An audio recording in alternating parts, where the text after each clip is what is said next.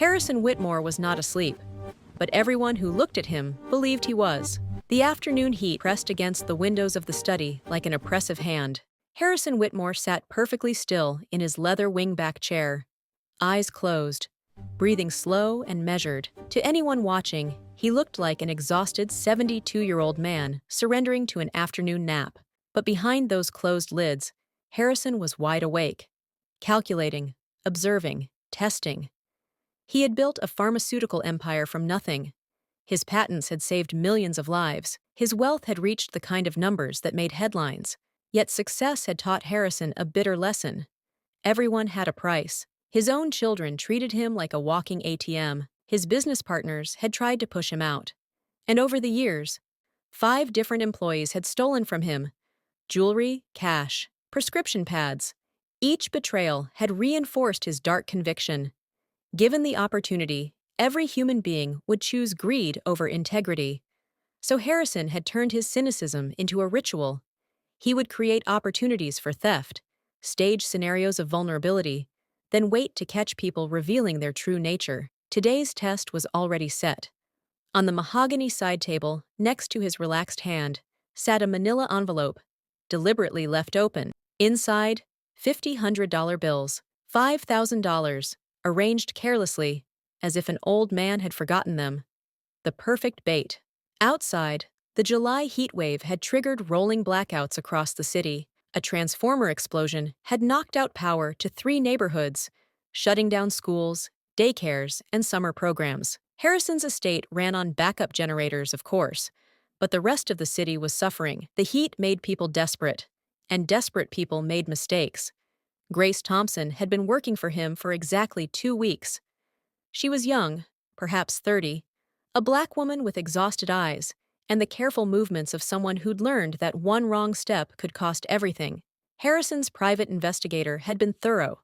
Grace was a widow. Her husband had died in a construction accident 18 months ago, crushed when faulty scaffolding collapsed.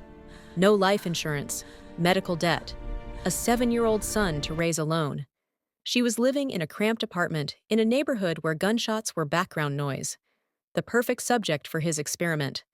The trap is set and the room is silent. But before we reveal the boy's next move, comment where you are watching from and hit that subscribe button so you never miss a life-changing story like this one. Let's see how far this message is traveling. Now, back to the study. The study door opened with a soft creak. Grace Thompson slipped through the door, with her son's small hand clutched tightly in hers. She moved with the careful silence of someone who'd learned that being noticed meant being fired. Her eyes darted to the figure in the leather chair. Mr. Whitmore, still sleeping, thank God, then down to Isaiah. She knelt beside him, her voice dropping to barely a whisper. The terror in it was unmistakable. Isaiah, baby, listen to me very carefully. Her fingers gripped his thin shoulders. You see that rug by the bookshelf? That's where you sit. You don't move from that spot. You don't touch anything. You don't make a sound. Do you understand me? The boy nodded, his brown eyes wide and solemn. Mr. Whitmore is sleeping in that chair, Grace continued, her voice cracking slightly. If you wake him up, if you make even one noise, Mommy loses this job. And if I lose this job, we lose our apartment. We'll have nowhere to go. Do you understand?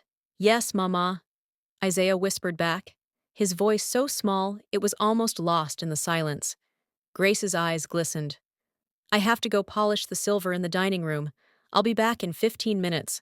15 minutes, baby. You can be good for 15 minutes, right? I promise, Mama. She kissed his forehead quickly, then stood and smoothed her uniform. With one last terrified glance at the sleeping billionaire, Grace slipped out of the study, closing the heavy door with barely a click. Harrison lay perfectly still, his breathing unchanged, his eyes closed. But every sense was heightened, tuned to the child now alone with him in the room. This was the moment. This was when human nature would reveal itself. He listened for the inevitable sounds, the rustle of a child getting restless, the soft padding of feet exploring forbidden territory, the telltale whisper of paper as small hands reached for money they shouldn't touch. He'd seen it before. Different people, same pattern. Greed was universal. Poverty just made it more urgent. But the sounds never came. Instead, There was only silence. Complete, absolute, unnerving silence. Harrison's trained ear picked up nothing. No movement on the rug. No curious footsteps. No breathing heavy with suppressed excitement. It was as if the child had simply vanished. Minutes crawled by. The grandfather clock in the corner ticked with maddening slowness. Tick, tock, tick, tock. Outside, heat lightning flickered in the distance, and thunder rolled across the city like a warning. The air conditioning hummed softly. But from the boy, nothing. Harrison felt his anticipation building, morphing into something closer to frustration. What was the child doing? Waiting? Planning? Surely any moment now the boy would move. He'd see the money practically glowing on the table. He'd know what $5,000 could buy. Food, toys, relief from whatever poverty he lived in. Any second now. The test would conclude as it always did. The clock ticked on. 5 minutes became 7. 7 became 10. And still, Isaiah Thompson didn't make a sound. The silence had lasted so long, it began to feel like a weight, pressing against Harrison's eardrums. Just as he was beginning to wonder if the boy had fallen asleep where he sat, the air in the room finally shifted. There was the faint, dry rasp of fabric against fabric, a sleeve catching on a knee, and then the rhythmic, muted padding of small feet across the thick Persian rug. Harrison's pulse quickened with a cold, familiar satisfaction. Here it comes, he thought. The predator in him stilled, savoring the moment the trap would finally snap shut. He could practically see the boy's eyes widening as he approached the table, drawn to the manila envelope like a moth to a flame. The footsteps drew closer, slowing as they reached the perimeter of his chair. They stopped inches away, exactly where the bait was positioned to be most tempting. Harrison tensed his muscles invisibly, readying himself to wake up and witness the exact moment the child's hand closed around the money. But the rustle of paper never happened. Instead, a sensation prickled against Harrison's skin that he hadn't prepared for. Something small, cool, and impossibly light settled onto his forearm. It was a human touch, feather-light and tentative, devoid of the aggressive energy of a thief. It was the touch of someone checking on a fragile object. Harrison fought the primal urge to flinch or snap his eyes open. His mind raced, cataloging the possibilities. Was the boy checking to see if he was truly asleep? Was he testing for a pulse before he began to ransack the room? The hand withdrew as softly as it had arrived. Harrison heard a soft, shaky sigh, followed by the metallic hiss of a zipper being pulled down. Then came a series of small, clumsy movements. Before Harrison could make sense of the sounds, something light and slightly damp settled over his lap and knees. It was thin, smelling of rain and cheap detergent. Isaiah's windbreaker. The boy spent a few seconds smoothing the edges of the jacket over Harrison's legs, tucking the sleeves in as if he were swaddling a child. It was a gesture of profound, unprompted care. Then, a voice drifted through the shadows of the room, so quiet it was almost a thought. "You look cold, sir," Isaiah whispered. The words hit Harrison with more force than a physical blow. In the suffocating heat of a citywide blackout, in a room where the air was thick enough to wear, this child, who had nothing, had looked at a billionaire and seen only a shivering old man. Harrison remained motionless, the thin polyester of the boy's jacket warming his legs, feeling a sudden, inexplicable ache in his chest that no amount of money could soothe. Harrison's mind reeled beneath the weight of the boy's windbreaker. This wasn't the script. He had spent a lifetime perfecting his understanding of the human shadow, yet this child had just offered him a glimmer of light that didn't fit any of his cold equations. But then, the atmosphere changed. The soft, dry rasp of paper sliding against polished mahogany cut through the silence. Ah, Harrison thought, his cynicism rushing back to fill the void. There it is. The kindness had been a ruse, a clever bit of theater to ensure the sleeping man was truly dead to the world. He felt a grim sense of relief. The world was making sense again. He waited for the heavy thud of the envelope hitting the floor or the frantic stuffing of bills into a pocket. Unable to contain his dark curiosity, Harrison risked cracking one eye open, just a sliver, peering through the lashes. What he saw paralyzed him. Isaiah wasn't clutching the money to his chest. Instead, the boy was using 2 fingers to gently nudge the manila envelope away from the precipice of the side table. The heavy packet had been vibrating toward the edge, lopsided and seconds away from spilling its contents onto the floor. Isaiah didn't open it. He didn't even peek inside. He simply centered it on the table, patting the top of the paper as if to ensure it wouldn't wander off again. Then the boy's gaze dropped to the floor. Harrison's leather-bound day planner lay splayed on the rug, having slipped from his lap earlier in the afternoon. Isaiah knelt, his small hands moving with a reverence usually reserved for holy books. He picked up the planner and, noticing a speck of dust on the expensive hide, used the sleeve of his t-shirt to buff it clean. He placed it squarely beside the money, aligning the edges with a precision that spoke of a deep, innate respect for things that weren't his. "Safe now," Isaiah whispered, his voice a ghost of a sound meant only for the ears of a man he thought couldn't hear him. The boy retreated to his designated square of the Persian rug. He sat down and pulled his knees tightly against his chest, locking his arms around his shins. Without the thin windbreaker he had draped over Harrison, the sweat on his arms began to cool in the stagnant air of the blackout, and a visible shiver ran through his small frame. He looked tiny and exposed in the vastness of the study, a sentinel guarding a fortune he had no intention of claiming. Harrison watched him through the shadows, feeling the warmth of the boy's jacket on his own legs like a brand of shame. The heavy oak door swung open with a sudden, violent creak that shattered the stillness of the study. Grace rushed into the room, her face drained of all color, her breath coming in ragged, panicked hitches. The realization of what she had done, leaving her son alone in the inner sanctum of the most powerful man she had ever known, seemed to have hit her like a physical blow. She stood paralyzed for a heartbeat, her eyes frantically scanning the dim room like a searchlight.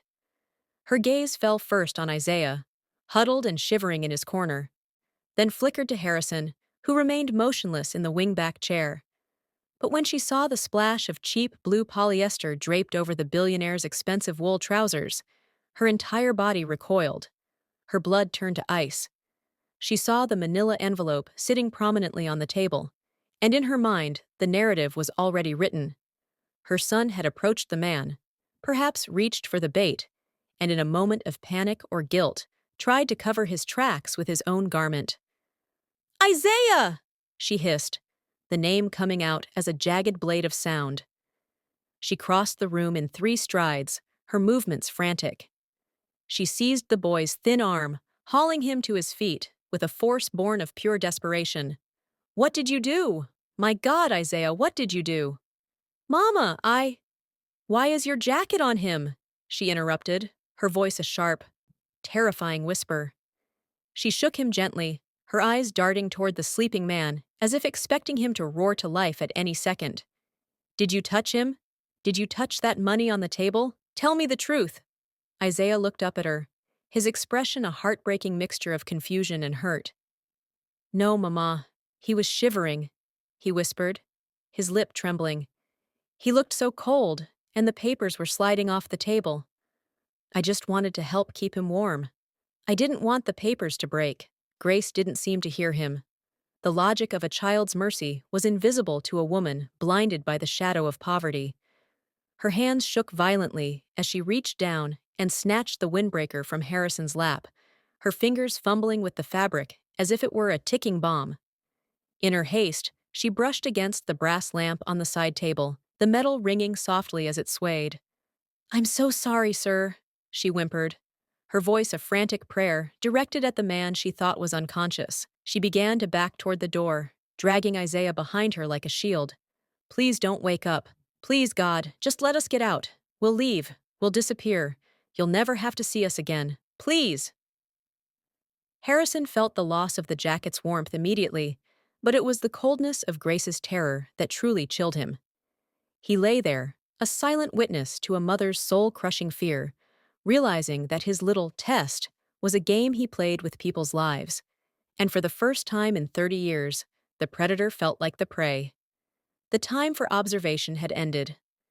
Harrison let out a long theatrical groan, the sound raspy and deliberate. As he shifted his weight in the heavy leather chair, he tilted his head back, rolling it against the headrest, as if shaking off the fog of a deep, undisturbed slumber. The effect was instantaneous. Grace froze mid-step, her knuckles white as she strangled the damp windbreaker in her grip. She looked like a deer caught in high beams, her breath hitching in her throat as she instinctively pulled Isaiah behind her, shielding his small body with her own. The terror on her face was no longer just a shadow. It was a living, breathing thing, etched into the sharp lines around her eyes and the trembling of her lower lip. Harrison opened his eyes slowly, blinking against the dim light of the study with practiced, calculated confusion. He let his gaze wander aimlessly for a moment before sharpening it, fixing it directly on the two figures standing near the door. He deepened the lines of his forehead, knitting his silver brows into a formidable scowl. "What is this?" he demanded, his voice a gravelly, low-frequency growl that seemed to vibrate the very air in the room. "What is all this commotion? Can a man not find a moment of rest in his own home without being besieged by noise?" Grace bowed her head so low she seemed to shrink into her uniform, her voice coming out in a series of broken, frantic stammers. "I'm so sorry, Mr. Whitmore. Please. The schools, they closed because of the blackout. I had nowhere else to take him, no one to watch him. This is Isaiah, my son." Her hands gripped the boy's shoulders so tightly he winced. "We're leaving right now, sir. This second. Please, I beg you, don't fire me. I'll take him outside. He'll wait in the alley. He'll stay in the heat. Just please, don't let this be the end." Harrison didn't respond immediately. He let the silence stretch, heavy and suffocating, enjoying the role he had played 1,000 times before. He moved his eyes with agonizing slowness to the side table. He stared at the manila envelope, sitting precisely where Isaiah had centered it, fat with cash, conspicuous, and entirely untouched. Then, his gaze drifted downward, past the trembling hands of the mother, to the small dark-eyed boy peering out from behind her legs. Isaiah wasn't looking at the money. He was looking at Harrison with a strange, lingering concern, as if checking to see if the old man was still cold, now that he was awake. Harrison felt a phantom chill where the jacket had been, his scowl deepening as he prepared to deliver the next blow in a game the boy had already won. Harrison stood with agonizing slowness, his joints popping in the silence. He gripped the silver head of his cane, leaning into it with a calculated heaviness that made him appear both frail and formidable. He didn't look at the money. Instead, he extended a long, trembling finger toward the seat of the mahogany-colored wingback. "Look," he commanded, the words sharp and cold. Grace's eyes followed the line of his finger. There, on the pristine, aged hide, was a faint, dark circle, a damp patch left behind by Isaiah's wet windbreaker. It was a minor blemish, one that would vanish within the hour as the moisture evaporated, but Harrison leaned into the lie with the precision of a seasoned actor. "Do you have any idea what this chair is?" Harrison's voice dropped into a low register, dripping with a manufactured, serrated outrage. "This is a 19th century English leather wingback. I acquired it at auction for $15,000. And now, it is water-stained, ruined by a wet rag." Grace's face crumpled, her features dissolving into a mask of pure devastation. "I'll clean it, Mr. Whitmore. I'll go get the leather soap right now. I can fix it, I promise. Water stains this grade of leather permanently," Harrison lied smoothly, his eyes never leaving hers. "The salt from the rain has already begun to set. It will require professional restoration by a specialist. That will cost at least $800. He watched her closely, his heart a cold stone in his chest. This was the second stage of the experiment, the pressure cooker. He wanted to see if the weight of the debt would crack her. Would she blame the child? Would she lash out at the boy for his stupid act of kindness? Grace didn't hesitate. She didn't even look at Isaiah with a hint of reproach. Instead, she stepped forward, her hands clasped as if in prayer. "Please, Mr. Whitmore, take it from my wages. Every cent. I'll work for free. I'll work double shifts. I'll do whatever you need until it's paid off. Just, please don't be angry with my boy. He was only trying to be nice." Harrison's gaze shifted, moving from the mother's desperation to the boy standing in her shadow. The billionaire straightened his back, looming over the child like a dark tower. "Come here, boy," he barked. Isaiah stepped forward. He was trembling, his small sneakers squeaking softly on the floor, but he didn't look away. He stood before Harrison, a tiny figure dwarfed by the opulence of the room. "You caused this damage," Harrison said, his voice echoing off the book-lined walls. "Your mother is offering her life's work to pay for your mistake. You will answer for this yourself. What do you have to say?" Isaiah stood before the towering billionaire, his small frame trembling like a leaf in a storm, yet he did not flinch. He looked up at the man who held their entire world in his hands, his gaze surprisingly steady for a child facing a giant. "I don't have $800, sir," Isaiah said, his voice quiet but clear in the heavy silence of the study. He reached into the pocket of his worn, faded jeans, his small hand fumbling for a moment before emerging as a closed fist. He stepped toward the mahogany table and slowly opened his palm. Resting in the center of his hand was a small green rubber dinosaur, a T-Rex, its scales scuffed and its color faded from years of being gripped by a small hand. One of its tiny plastic arms was slightly chewed, and its tail was bent at an odd angle. To Harrison, it was a piece of junk, a cent's worth of molded plastic destined for a landfill. But the way Isaiah looked at the toy, with a mixture of reverence and deep, aching sorrow, told a different story. "This is Rory," Isaiah explained, his voice beginning to crack as he struggled to maintain his composure. "My daddy gave him to me before he went to heaven. Mama says Daddy bought him at the hospital gift shop the day I was born. He's the only thing I have from him."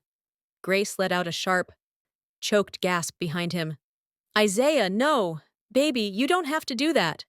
But Isaiah didn't look back. He kept his eyes on Harrison, his chin trembling. "Rory is my best friend. He helps me not be scared at night. But if you need him to pay for the chair, you can have him. I don't want Mama to lose her job because I tried to help you." With a steady hand, Isaiah placed the rubber dinosaur on the table. It stood there, absurd and small, leaning against the leather-bound day planner the boy had rescued earlier, just inches from the $5,000 in bait. Harrison stared at the toy. Time seemed to warp and go still. In the drawer of that very desk, Harrison held a watch that cost $80,000. The gold cufflink on his sleeve could have bought 1,000 such dinosaurs. But as he looked at the scuffed green T-Rex, he realized he was looking at a treasure he could never afford. This child was offering him his most precious possession, a living connection to a lost father and his only source of comfort. Not for personal gain, but to shield his mother from a billionaire's manufactured wrath. The predator felt a sudden, violent shift in his chest, as if the armor he had worn for 30 years had just developed a fatal crack. Harrison felt a sudden, sharp constriction in his chest, as if the air in the room had grown too thin for a man of his sins. The carefully constructed worldview he had built over decades, a fortress of cynicism reinforced by every betrayal and every greedy hand, shattered like glass against the simple weight of a rubber toy. His hand trembled visibly as he reached out and picked up the scuffed dinosaur.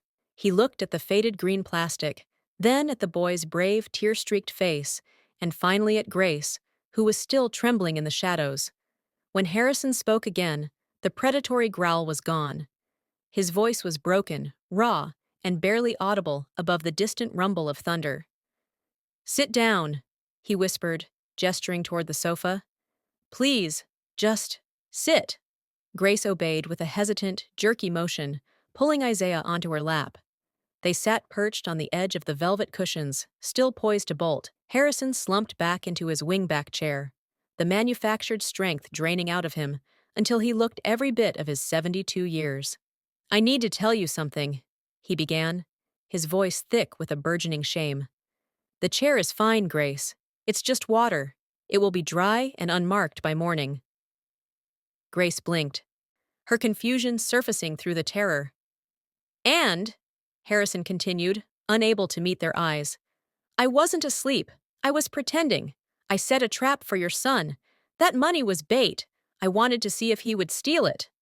The confession hung in the air, heavy and poisonous. He saw Grace's expression shift from bewilderment to a deep, cutting hurt, and then to a flicker of righteous anger.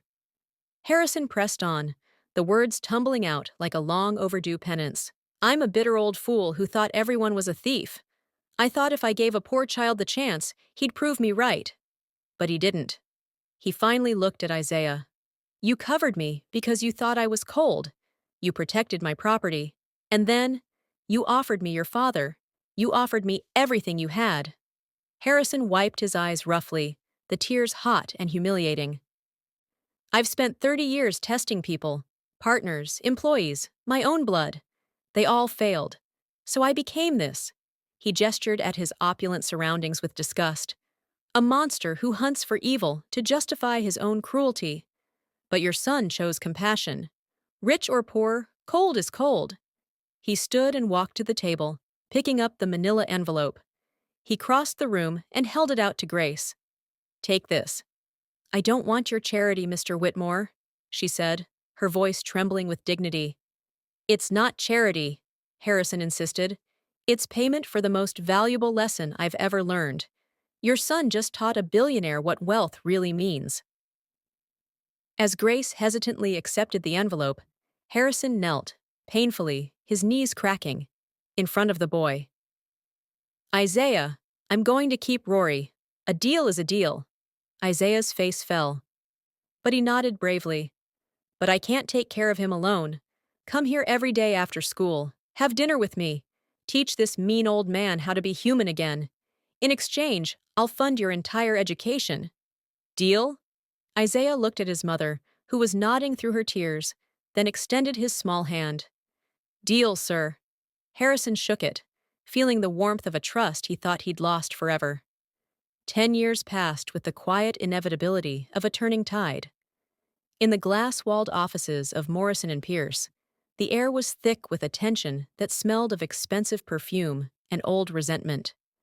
Harrison Whitmore had passed away 3 days prior at the age of 82, leaving behind a sprawling empire and a family that gathered now like vultures circling a fresh kill.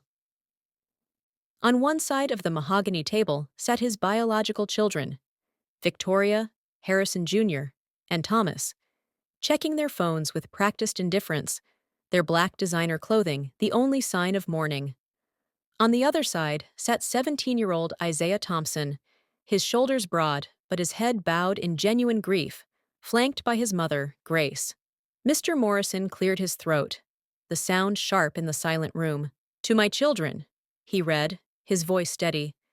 "I leave the trust funds established at your respective births, currently valued at $2 million each." Victoria's head snapped up, her eyes narrowing. "Wait, what about the rest? The estate is worth hundreds of millions." Morrison ignored the interruption, his voice growing stern as he read Harrison's own words. "You called me 3 times a year, always to request funds for cars, houses, or failed ventures. You never once called to ask how I was. When I had pneumonia in 2033, none of you visited. You wanted my money, never my company. So you have exactly what was promised at your birth, nothing more." The room erupted. Harrison Jr. stood, his face a violent shade of crimson, shouting about bloodlines and insanity. But Morrison raised a hand, silencing the chaos with a single sentence.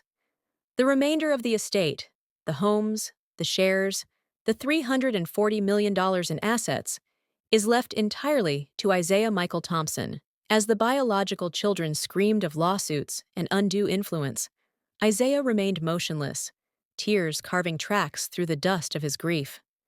Morrison then unfolded a handwritten letter, Harrison's final confession. "You measure wealth in real estate," the letter began. "But 10 years ago, I was spiritually bankrupt. I was a monster who thought humanity was rotten. Then, a 7-year-old boy saw me shivering and gave me his only jacket. He offered me his most precious possession, his last connection to his dead father, to save his mother from my anger. Isaiah gave me his humanity. For 10 years, he was my family. He made me want to be better. This inheritance is a laughably inadequate trade for the soul he returned to me. Morrison slid a small velvet box across the table. Inside, resting on white silk, was Rory. The rubber dinosaur was now mounted on a solid gold base, engraved, "The greatest treasure I ever received." 5 years later, Isaiah stood at a podium at the grand opening of the Whitmore Thompson Center. Behind him, a massive portrait showed an old man and a young boy laughing over a chessboard. Isaiah held the gold-mounted dinosaur high for the crowd to see. "Wealth isn't what you keep," he told the hushed audience. "It's what you give that comes back to you multiplied. Mr. Whitmore taught me that the purpose of money is to fix what is broken, and that no matter who you are, sometimes we all just need someone to give us their jacket." Somewhere, perhaps, a once bitter man was finally warm. Isaiah didn't just inherit a fortune. He inherited the responsibility to keep a heart of gold in a world made of stone. This story reminds us that the greatest legacy isn't the money we leave behind, but the lives we touch along the way. If this story moved you, please subscribe and hit the notification bell so you never miss our next story. Before you go, tell us in the comments, what is the most valuable lesson a stranger ever taught you? Thank you for watching, and remember, it's never too late to change your story.